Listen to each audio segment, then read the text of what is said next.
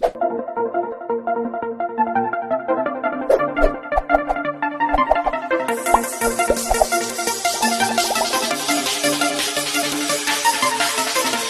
सब लोग, चलो आज हम लोग बात करने वाले बच्चों कि ईएमआई इलेक्ट्रोमैग्नेटिक इंडक्शन पे आपको 3 सवाल आएंगे जो सीईटी लेवल पे। और वो 3 सवाल कहां से आने वाले हैं, क्या नहीं है, और quick revision, fast revision, rapid revision बोल सकते हैं। और आपको इससे आइडिया भी आना चाहिए कि बच्चों कौन से फार्मूले के बेसिस पे सवाल बनते हैं। ये हमारी सीरीज चालू है। इसके पहले मैंने आपको ऑक्सीलेशन, रोटेशनल मोशंस, उसके बाद में इलेक्ट्रोस्टैटिक चैप्टर्स लिया था, याद है। आज हम लोग ईएमआई की बात कर रहे हैं। तो सबसे पहले इलेक्ट्रिक फ्लक्स होता है बी डॉट। बच्चों आप लोगों को इस फार्मूले से आपको लगेगा इतने ही फार्मूले नहीं, इस फार्मूले से आपको फार्मूले बनाना आना चाहिए कि phi is equal to B A cos theta लिख सकते हैं। तो B is equal to phi by A, ऐसे मतलब आप लोगों को ये बेसिक नॉलेज क्लियर करना पड़ेगा, इसलिए टेक्स्ट बुक पढ़ना बहुत जरूरी बच्चों। अब E is equal to D phi लिखा है मैंने, फैराडेज लॉ, तो इसी को लिंस लॉ लिखना है तो क्या करोगे, माइनस साइन रखोगे बच्चों बस। मतलब आप बोलेंगे सर ये फार्मूला दिया, ये क्यों नहीं दिया आपने, तो ये आपकी सोच है बच्चों। आपको सोचना आना चाहिए कि क्या डिफरेंस है दोनों के अंदर। अगर यही तरीके से फार्मूले करोगे तो यूं चुटके में आप लोग फार्मूले भी यहां पे रिमेंबर कर सकते हो विदाउट रट्टा मारते हुए। और साथ में हम लोग सीईटी लेवल पे कभी भी फार्मूला घुमाना है तब घुमा सकते हो। इसी का वर्जन है बच्चों, पता होना चाहिए। अब क्या है बच्चों, जब सेल्फ इंडक्टेंस हो तब क्या करोगे बच्चों आप लोग, तब क्या करोगे, phi is equal to L I, तो रख दो बच्चों D phi by D T. तो इन मैग्नीट्यूड फॉर्म में, नहीं तो दोबारा कमेंट सर आपने गलत लिखा, माइनस साइंस कहां है। तो बच्चों इसका यल कांस्टेंट है, करंट चेंज होता है, बस हो गया खत्म किस्सा।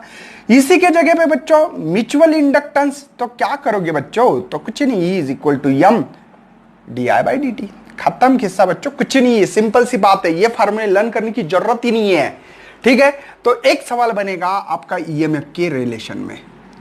एक्चुअल में ईएमएफ तो यहां तक आता है, यहां तक बच्चों 100%, कितने परसेंटेज, इसके ऊपर एक सवाल होगा आपके लिए, ओके। इनके ऊपर एक्चुअली ये भी चीज करंट भी इसके अंदर ही आती है, क्योंकि आपको पता है कि करंट क्या होता है क्या नहीं, तो वो भी पता होना चाहिए कि यहीं तक 100%, 100% बता रहा हूं।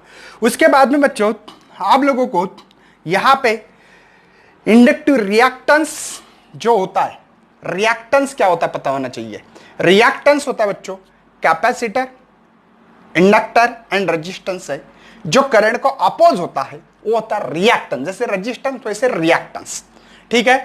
बाद में बच्चों आप लोगों को capacitive reactance, inductive reactance and resistive reactance, ठीक है। बात समझ में आ रही बच्चों। इसी के दौरान आप लोगों को ये और पावर में श्योर एंड शॉर्ट बच्चों, ऐसे इसके ऊपर ये इसको छोड़ दो, नहीं तो इसके ऊपर बच्चों एक सवाल, दूसरा सवाल बनेगा, मतलब दूसरा क्वेश्चन यहां से आएगा। फर्स्ट क्वेश्चन यहां से, एक क्वेश्चन रहा सर कहां से आ सकता है बच्चों, वो नॉलेज चेक करना चाहेगा कि सही में अपने टेक्स्ट बुक कितनी पढ़ी है। बात समझ में आ रही बच्चों। ये सभी ईएमएफ ही, मैंने क्या बोला, ये फार्मूले लर्न करने की जरूरत नहीं यार, दिमाग लगाओ बस, सिंपल सा दिमाग लगाना है कि ये कैसे आया, ये कैसे आया। मैंने आपको एक्सप्लेनेशन करके दिया। ये ट्रांसफार्मर है बच्चों, ट्रांसफार्मर में नंबर्स ऑफ टर्न बढ़ने से ईएमएफ बढ़ता है, करंट कम होता है क्योंकि लेंथ बढ़ती है, पता है ना आप लोगों को। ये ईएमएफ है। ये कौन है बच्चों, output power divided by input power, efficiency, transformer की इफिशिएंसी। ईएमएफ कितना होता है कोई सर्किट को यहां लगाने से, पता है ना आप लोगों को, यहां पे ऐसे लगाते E is equal to E not sine omega T, पता है ना। वैसे करंट कितना है, उनका फेस डिफरेंस। अब देखो अगर प्योर रेजिस्टेंस रहा, प्योर कौन सा रजिस्टिव सर्किट रहा, तो बच्चों यहां पे करंट एंड ईएमएफ का दोनों का डायरेक्शन सेम होता है, मतलब इन फेस में होते। अगर प्योर इंडक्टिव सर्किट रहा, कौन सा इंडक्टिव सर्किट रहा बच्चों, तो प्योर इंडक्टिव सर्किट में ध्यान देना है, ईएमएफ लीड लेता है करंट से। ईएमएफ क्या लेता है बच्चों, लीड लेता है करंट से। ज्यादा, मतलब 90 से ज्यादा लीड लेता है। और करंट पूछा तो बिहाइंड ऐसे बोलना। अगर प्योर कैपेसिटिव सर्किट रहा तो ध्यान रखना है बच्चों, यहां पे ईएमएफ बैक होता है या लैग होता है, पीछे होता है। पीछे देखो, पीछे 90 से। बात समझ में आ रही है? ये कॉन्सेप्ट क्लियर करो यार। ये कौन सी है? रेजोनेंस फ्रीक्वेंसी बच्चों। लगा के देख सकते हैं, यहां पे डाल सकते हैं। आपको अगर डालना ही है तो वो वैल्यू कर सकते हैं। जैसे कि XL is equal to XC, ये है ओमेगा L, ये है ओमेगा C। मेरे ख्याल से ये ओमेगा इधर आ गया तो omega square is equal to 1/LC। ये आना चाहिए बच्चों, 1 का रूट 1, ये LC। ओमेगा होता है बच्चों ट्वाइस पाई F फ्रीक्वेंसी।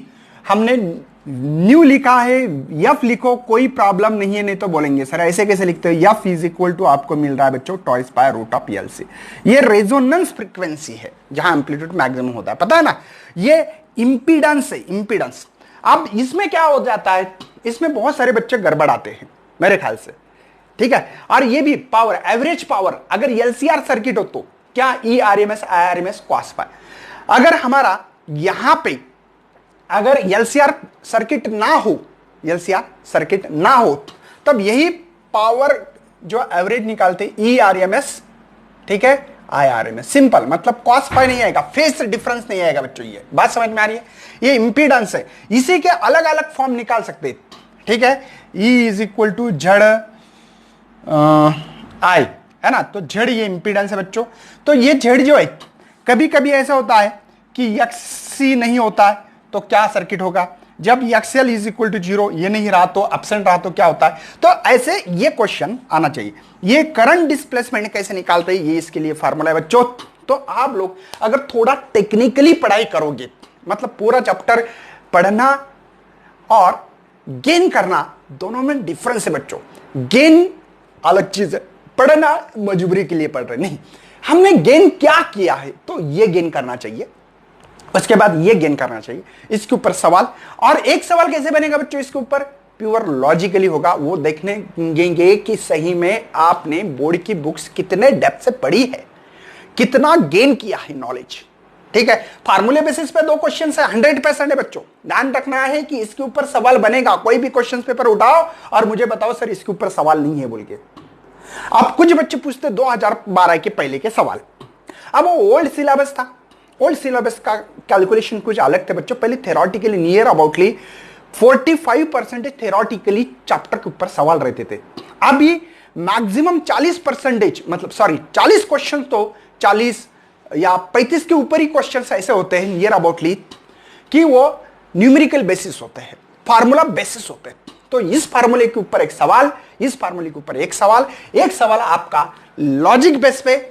इस तरीके से पढ़ाई करो, मैं श्योर एंड शॉर्ट बोल रहा हूं बच्चों, ये आपका चैप्टर अच्छी तरह से बन सकता है और अच्छी तरह से आप लोग इससे नॉलेज गेन करोगे। लेकिन इसमें से 3 क्वेश्चन से ध्यान रखना है, तीनों क्वेश्चंस आपके एक पूरा लॉजिक कितना है ये देखेंगे, ठीक है। तो ऐसे सवाल आना चाहिए। यहां पे प्योर रजिस्टर सर्किट रहा तो इंडक्टिव कर्व, और इसी से बच्चों हम लोग आगे करवा सकते हो, आपको पता होना चाहिए। तो यहां पे एक ऐसे निकालते हैं, पता है ना, ये होता है EL, ये होता है EC, ये होता है ER, पता है ना। तो ये जो है बच्चों इसको लिखते हैं EL माइनस EC। भाई समझ में आ रहा है बच्चों, ठीक है ना। तो ये होगा आपका। तो इसी से हम लोग कैलकुलेशन भी कर सकते हैं, मतलब तीनों को एक जगह पे लाया। किसको किसको लाया बच्चों?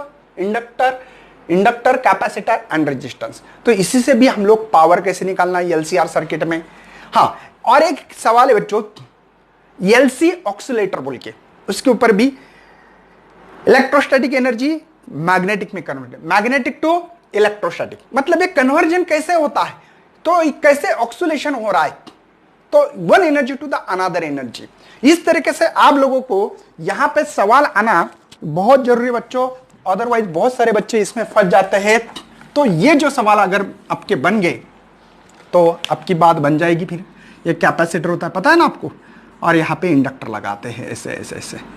तो ये स्विच क्लोज किया तो सभी यहां पे मैग्नेटिक फील्ड तैयार होती है, पता है ना। बाद में ये जो चार्जेस है, चार्जेस चेंज होते हैं, इधर वाले इधर, इधर वाले इधर, पता है ना। तो बच्चों इस तरीके से आप लोग कॉन्सेप्ट विथ फार्मूले। इस तरीके से पढ़ाई करना बहुत जरूरी है। देखो बच्चों, अगर मुझे बहुत अच्छा रिस्पांस मिलता है तो मैं सभी चैप्टर के, हर चैप्टर के यही, लेकिन मुझे रिस्पांस ही नहीं मिल रहा तो मैं काम नहीं कर पा रहा प्रॉपरली।